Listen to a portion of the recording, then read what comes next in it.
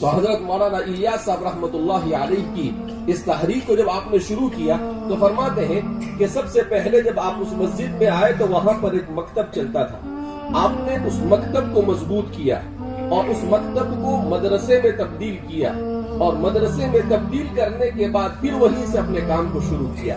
اسی لیے ہمیں اس بات کو سمجھنا چاہیے کہ دین کا ہر شعبہ یہ دین کی ضرورت ہے. اسی لیے ہمارے والد صاحب ہمیشہ کہتے رہتے ہیں کہ جھگڑا ہوتا ہے ہی اور بھی کا.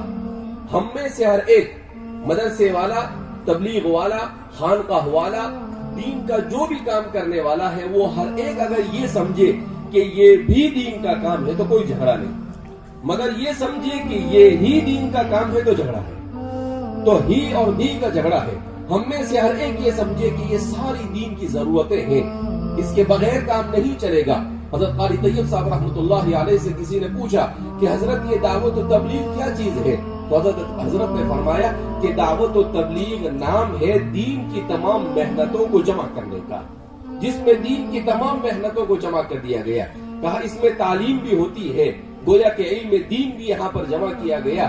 اس میں ذکر بھی ہوتا ہے، گویا تزکیے کو بھی یہاں پر جمع کیا گیا. اس میں لوگوں کو بٹھا کر ایک دوسرے کو نصیحت کرتے ہیں، امر بالمعروف اور نہی عن المنکر کرتے ہیں، تو دعوت بھی جمع ہو گئی اور اچھے لوگوں کی صحبت میں لوگ رہتے ہیں. اس طرح سے دین کی تمام شعبوں کو جمع کرنے کا نام دعوت و تبلیغ ہے.